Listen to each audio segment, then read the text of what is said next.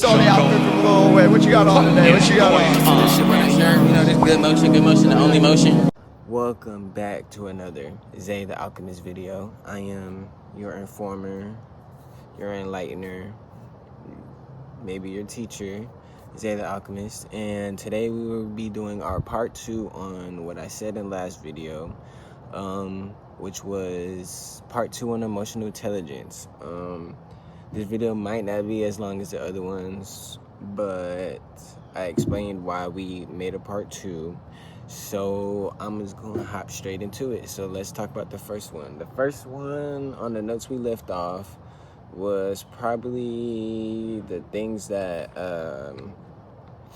impact your emotional intelligence. So the next one would be empathy, understanding the emotions of others and showing compassion. So with empathy, when you walk in a room with emotional intelligence, empathy, you can see how someone is feeling. So when you see someone sad, you go talk to them, and then you listen to them.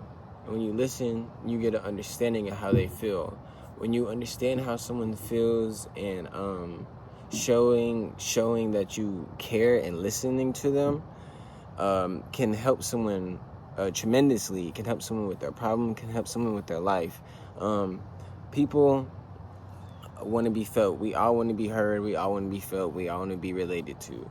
And when you show that 5-minute interaction of you care about somebody, or you understand someone, that can really help someone and lead someone in a better path. Next would be social skills, managing relationships, communicating effectively, and resolving situations and resolving conflicts. So with social skills, you'll know when a situation is escalating, when someone is feeling a certain type of way, knowing how to answer a question for your employee, knowing how to solve an argument at work with 2 different employees. So it's many different ways social skills help you in a way, because we use social skills every day in our natural life. It's our social side of our body or of our being. So with social skills, I would say with my social skills, what I've done over the years, if I learned it I learned who I can talk to, who I cannot talk to, who can actually understand the type of person I am and who can't understand what type of person I am. So I use social skills as a way to more of understand who I can have around, who I cannot have around, steer my way out of heated arguments or heated conversations or bad talk conversations. So social skills helps me basically filter what I want to have in my life and what I don't want to have in my life, and how to solve certain things. Okay, so we finished up the last section of the last video. Now we're going to talk about the next section, which is why is emotional intelligence important? For one, emotional intelligence is important for improving your relationships. So improving your relationships with your family, improving your relationships at work, improving your relationships with just anybody in general, your relationships, your parents, your mom, your dad, just any relationship possible. Your emotional intelligence helps you build a better, healthier relationships at work and personal life. So you and your wife are having problems, or you and your boss are getting to it at work. With emotional intelligence, you can understand, hey, what is my boss not liking? Is it me or is it him? Hey, me and my wife are keep arguing. What can I do, or where is the disconnect coming from that we could work it out or come to an agreement? So improve the relationships is the first one. Effective communication, so understanding emotions, allowing for clear and more empathetic communication. So when you understand someone's emotions, so let's take your girlfriend for example. Your girlfriend is crying because she feels like you don't understand her, or you don't be listening to her. So in this time, you should use your emotional intelligence or your intelligence to understand emotions. So understand why does she not feel, or ask her why does she not feel she is not understood or not being listened to, and then try to understand her emotions and communicate in an effective way, how to solve their problem without making it a bigger problem. Next one would be conflict resolution. So being able to manage and resolve conflict in a peaceful or a positive direction. So when you have emotional intelligence, you could have two employees at work that don't like each other. With conflict resolution, you might tell your boss, hey, I don't think they should be over there together because they might have conflict. Or if they do fall out, you might have to be that person to de-escalate the situation or bring those two people down to a calm manner and working environment. So emotional intelligence plays a big key even in your job role. Leadership skills. Emotionally intelligent leaders are most effective in motivating and inspiring their team. So being a good team leader can lead your team to have the best sales in the country. Can lead your team to a new $1 billion project. Can lead your team to a new oasis, or you never know. So pushing your team, giving your team the motivation, giving your team the energy, giving your team what they need and fuel to go crush these goals is what makes a strong leader.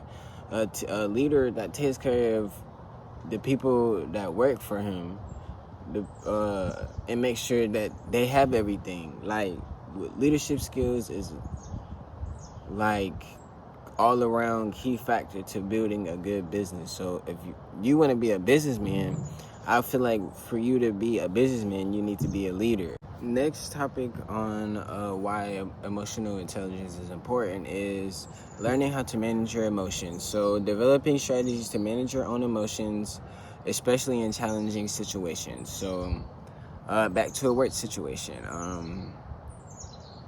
The company didn't do good today. You go home.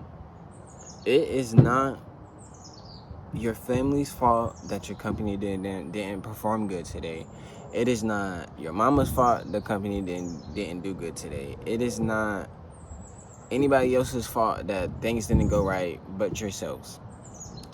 So with me saying that is learn how to have all your problems taken care of or thought about or at least settled down when you get to your next environment. Do not have the people around you in a different mood because you're in a bad mood about how you set yourself up. Learn how to be happy even in times of sadness. Next one would be mindful of your nonverbal communications. Pay attention to your body language and your tone of voice. So when other people are emotionally intelligent, they can also tell when you're not feeling, or when you're not as happy as you should be or can be. So with that being said, always watch your tone of voice. If you're not feeling so happy, always keep a calm, cool, collected voice. Always try to stay calm. Like me, I try to always stay calm, relaxed, and cool at all times. Sometimes my voice gets increased, or I might get a little agitated, but I always usually try to keep a calm and collected voice. I try to keep a calm and collected life. Next one would be practicing active listening. So basically listening to other people, understanding other people, both being there verbally and non-verbally to just understand how someone is feeling and understanding someone's emotions, and just giving someone that ear that I talked about earlier to listen and be there for somebody. So those can be very, very key factors. So my next topic is, a lot of people be asking or might have thought of, how does one achieve emotional intelligence, or how does one have emotional intelligence, or acquire emotional intelligence. All emotional intelligence is you, a person or being, self, being in tune or at the core of their emotions and sitting back and understanding them without no judgment. So with you sitting back and understanding them without no judgment, you become comfortable with understanding your emotions and understanding every emotion has a wave and a way that you can react with it. So with learning and building emotional intelligence, is all more about paying attention to your emotions and seeing how your emotions affect other people and how other emotions affect other people, and just paying attention to more of the emotional side of the world. So we talked about how to build emotional intelligence. Now we're going to talk about recognizing that emotional intelligence can affect your performance at work. So you'll be able to navigate through situations at work better. You'll be able to fix social complexes that other people aren't able to do. You'll be able to lead and motivate others and your team around you. Next will be your physical health. If you are not able to manage your emotions, you are not able to manage your stress. So when you stress a lot, you can create other mental problems and other actual body problems that comes with stress, anxiety, nausea, sickness, loss of sleep, insomnia. So stress comes with a lot of other things like high blood pressure, risk of heart attack or stroke. So if you are not managing your emotions, your health can go tremendously down. That's why my stepdad taught me something that I live by. One of the things I live by, he said, every time you stress or get mad, you kill your life expectancy. So that's why I stopped stressing and getting mad, because I want to live long. The longer I live, the more days I get to trial and error. The more days I get to try again. Next is your mental health. Uncontrolled emotions and stress can also impact your mental health, making you vulnerable to anxiety and depression. So as I said earlier, problems with your physical health can also lead to your mental health, and your mental health can also lead to your physical health. Your head and your body are all connected together, so it's always key to keep all points of your human body or human self, or your human anatomy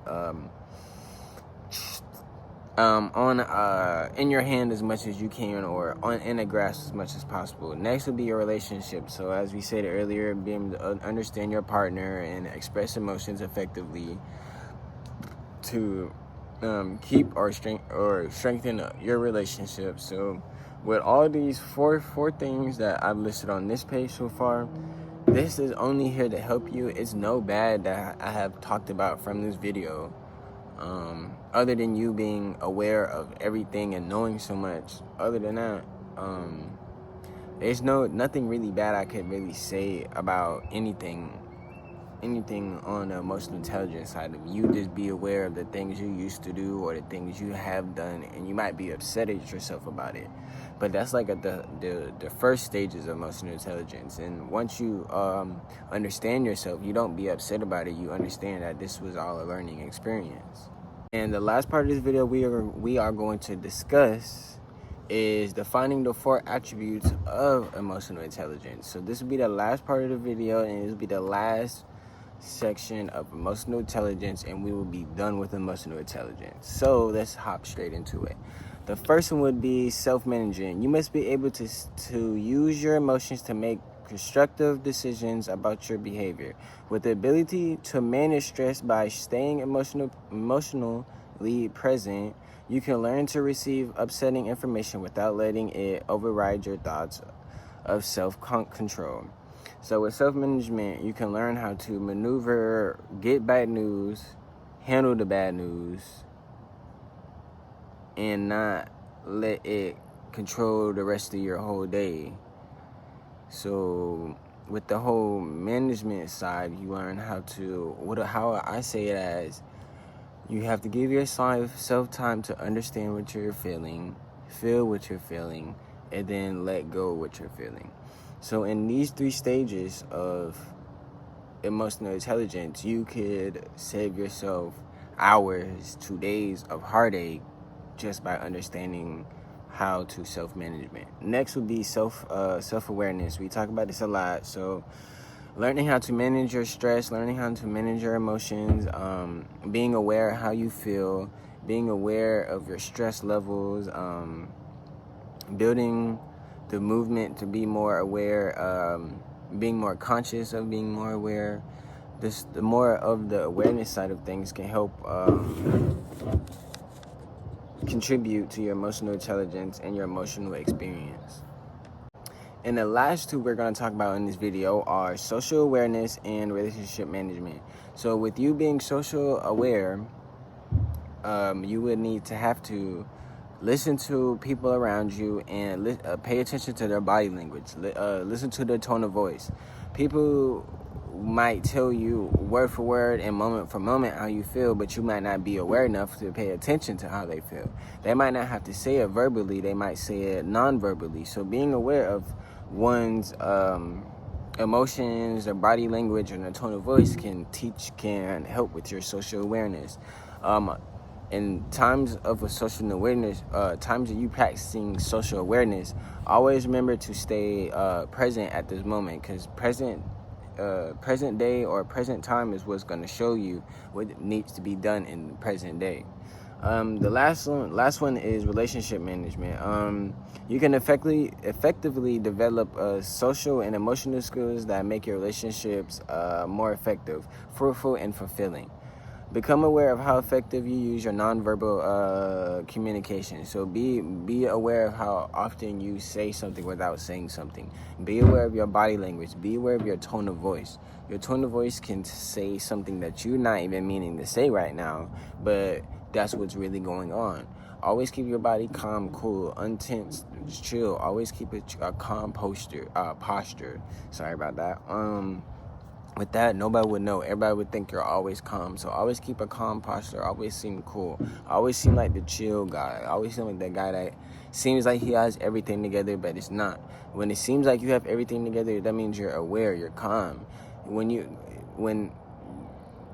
you seem like you have everything together, but you're aware it's not, you're emotionally intelligent, because you're not the one that's sitting here trying to, oh, I gotta da-da-da-da-da. You're aware of what's going on. You're taking everything one step at a time. You're handling the things you can control right now and handling the things you cannot control. So all of these build emotional intelligence and is the key parts to emotional intelligence. Like I said in the video, in the past two videos, in this video and the last video, none of anything I said in this video was anything bad or anything you have to watch out for. Actually, to be honest, when I think about it, only thing you have to watch out for, are people that do bad with the knowledge they have.